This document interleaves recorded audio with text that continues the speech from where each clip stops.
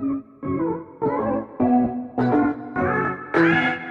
स्वागत है आपका हमारे YouTube channel momentum science classes में।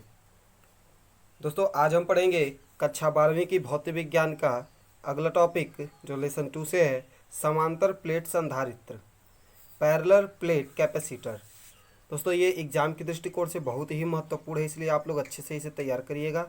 नोट्स हमने आप लोगों के लिए बहुत ही बढ़िया से तैयार करा हुआ है।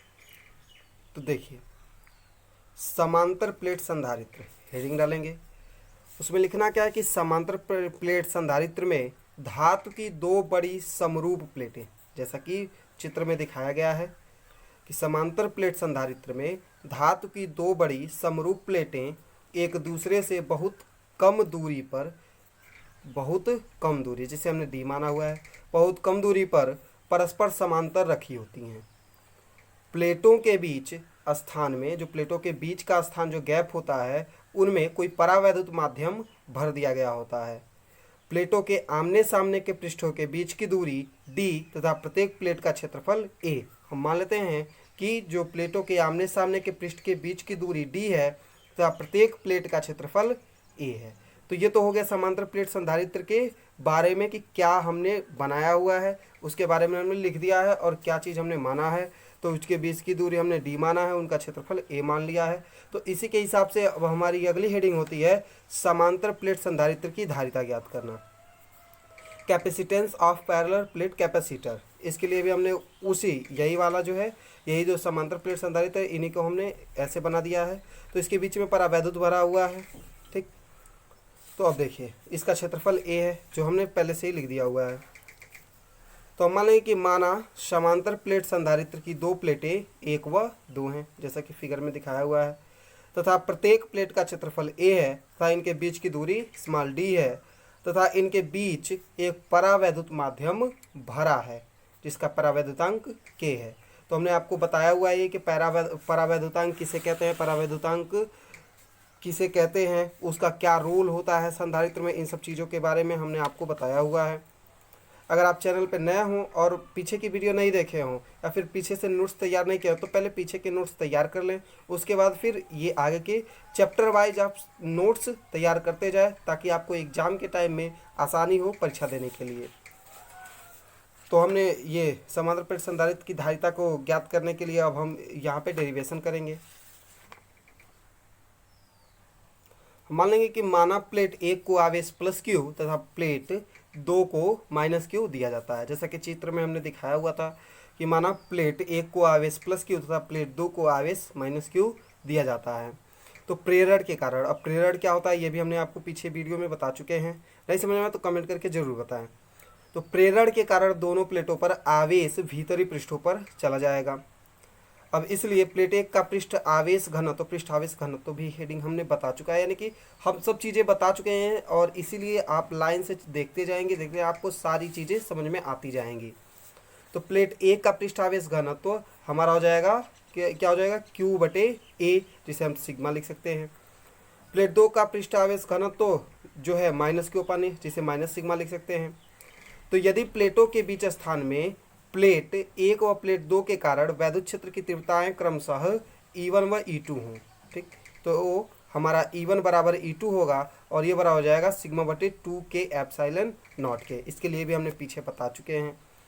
तो अब इसलिए जो है प्लेटों के बीच वैद्युत क्षेत्र की नेट तीव्रता जो हो जाएगी E बराबर, अब जो वैद्युत क्षेत्र की नेट तीव्रता होगी ये दोनों को हम जोड़ देंगे। तो जब जोड़ेंगे यानी कि E बराबर हो जाएगा E1 + E2। तो इसलिए हमारा इस सिग्मा, ये E1 का मान, E1 और E2 को दोनों का मान तो एक ही बराबर है, तो हम दोनों को एक पास लिख लेते हैं।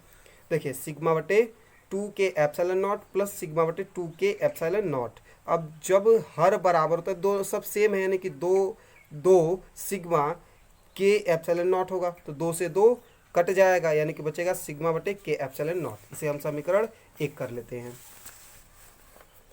अब सिग्मा का मान हम रखेंगे तो E बराबर हो जाएगा Q/Ka एप्सिलॉन नॉट, जिसे हम समीकरण 2 मान लेंगे। तो अब इसी प्रकार से हमें समीकरण 2 से स्पष्ट हो जाता है कि प्लेटों के बीच वैद्युत क्षेत्र एक समान है। समीकरण 2 हमने देख लिया, तो इससे हमें ये तो पता चल ही जा रहा है कि जो प्लेट है उनके बीच के जो वैद्युत क्षेत्र हैं वह एक समान है। इसलिए हम v बराबर ई डी लिख सकते हैं। अब v बराबर ई डी कहाँ से है, ये आप लोग कन्फ्यूज ना होइएगा, ये फॉर्मूला है। तो v बराबर ई डी बराबर, तो अब हम क्या करेंगे कि e का मान रख देंगे। तो e का मान हमारे पास है q बटे के ए एप्सिलॉन नॉट, हमने e का मान यहाँ से उठा के रखा है यहाँ पे, तो q के ए एप्सिलॉन नॉट और d यहाँ पे था ही। तो इसलिए जो संधारित्र की धारिता, हमें पता है कि संधारित्र की धारिता c बराबर होती है q बटे v। तो c बराबर, अब हम किसका मान रखेंगे, q का मान रखेंगे।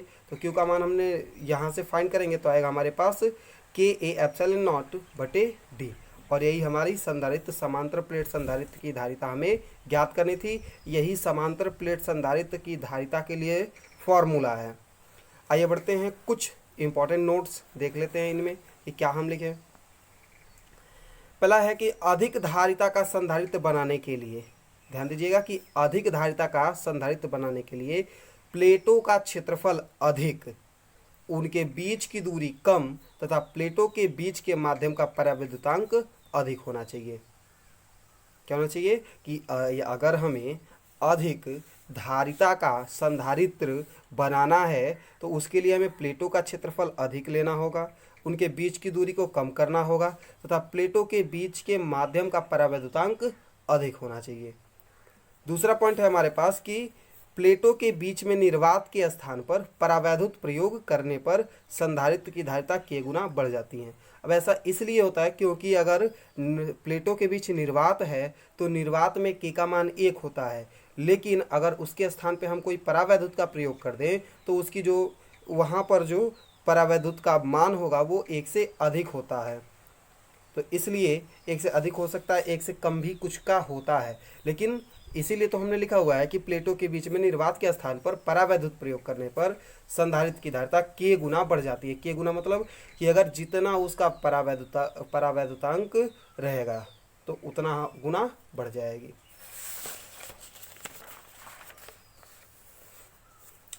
अब आ जाते हैं बहुत ही महत्वपूर्ण टॉपिक, संधारित्रों के संयोजन में। जी हाँ, संधारित्रों का संयोजन, इस प्रकार से प्रतिरोधों का संयोजन होता है उसी प्रकार से संधारित्रों का संयोजन भी होता है। हेडिंग डालेंगे हम, संधारित्रों के संयोजन, कॉम्बिनेशंस ऑफ कैपेसिटर्स।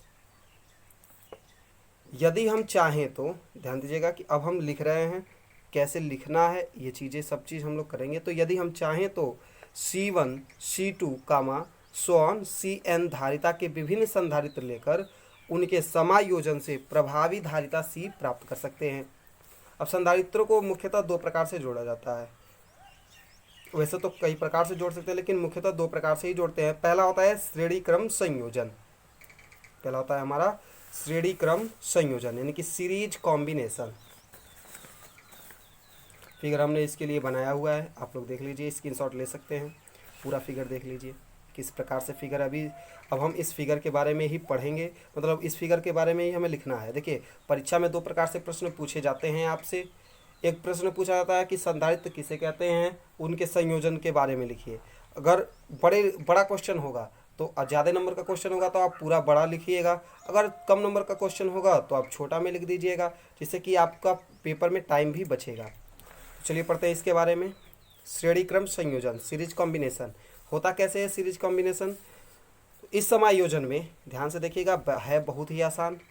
इस समायोजन में प्रत्येक संधारित्र की दूसरी प्लेट को, प्रत्येक संधारित्र की दूसरी प्लेट को अगले संधारित्र की प्रथम प्लेट से, जैसे कि फिगर में दिखाया गया कि इसकी दूसरी प्लेट को अगले संधारित्र की प्रथम प्लेट से जोड़ते हुए आगे इसी क्रम में बढ़ाते रहते हैं। यहाँ पे 3 संधारित्र हमने जोड़ा हुआ है, इसे n तक हम ले जा सकते हैं, का इसी क्रम को बढ़ाया जाता है।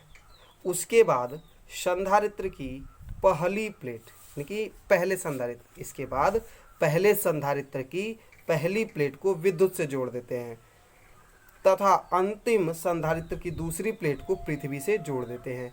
यहाँ पे विद्युत और पृथ्वी का मतलब है, विद्युत का मतलब है प्लस चार्ज से और ये पृथ्वी का मतलब है नेगेटिव से जोड़ देते हैं। ठीक, देख लीजिए आप लोग किस प्रकार से हमने जोड़ा हुआ है। ये पहला संधारित्र C1 C2 C3। तो अब इनके बीच हमने क्या किया है, ये इन तीनों को हमने श्रेणी क्रम संयोजन में जोड़ दिया है। जब श्रेणी क्रम संयोजन में हमने इनको जोड़ा हुआ है तब पहला ये संधारित्र पहले संधारित्र के दूसरी प्लेट को हमने दूसरे संधारित्र के पहली प्लेट से जोड़ दिया है। इसी प्रकार से इस क्रम को आगे बढ़ाए हैं तो हमें दो बिंदु प्राप्त होते हैं, ए और बी। तो हम ए और बी के बीच का जो विभवांतर वी मान लेते हैं, मान लेंगे कि इन सभी की जगहों पर एक, हम अब ये मानना पड़ेगा क्योंकि इसलिए हम मान लेंगे एक, हम मानेंगे कि इन तीनों के जगहों पर एक कोई संधारित्र रखा हुआ है जिसका विभवांतर v है, तभी हम उसके लिए ये फॉर्मूला डेरिवेट कर सकते हैं। तो अभी फ़िलहाल अभी समझिए, तो हमने तीन संधारित्रों को श्रेणी क्रम में जोड़ा हुआ है ए और बी के बीच में। ये विद्युत स्रोत है, ये पृथ्वी है, इसका मतलब ये प्लस दे रहा है और ये माइनस दे रहा है। पहले की विभवांतर v1 है, दूसरे का विभवांतर v2 है, तीसरे का विभवांतर v3 है। इधर प्लस चार्ज है, दूसरे पे माइनस चार्ज है, फिर प्लस चार्ज है, फिर माइनस, फिर प्लस, फिर माइनस। और ऐसा हो क्यों रहा है? ये प्रेरण के कारण हो रहा है। चलिए बढ़ते हैं आगे।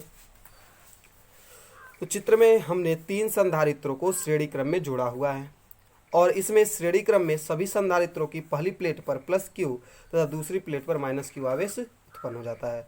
और ये क्यों होता है? ये प्रेरण के कारण अपने आप ही उत्पन्न होता है। जैसे हम प्लस और माइनस चार्ज देते हैं तो ये अंदर जो है, अंदर की तरफ ये माइनस चार्ज, इधर की तरफ प्लस चार्ज, ये प्रेरण के कारण ही होता है।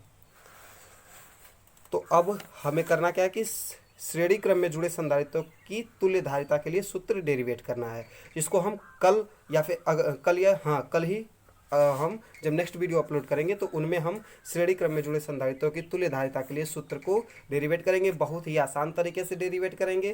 तो इसलिए अगर आप हमारे चैनल पर नए हों तो चैनल को सब्सक्राइब जरूर कर ले और बेल आइकन को प्रेस कर दे ताकि आने वाली हर वीडियो अपडेट आप तक सबसे पहले पहुँचे और आप नोट्स बना करके जो 2021 में बोर्ड के एग्ज़ाम होने वाले हैं उनमें आप लोग बहुत ही अच्छे तरीके से नंबर ला सकें।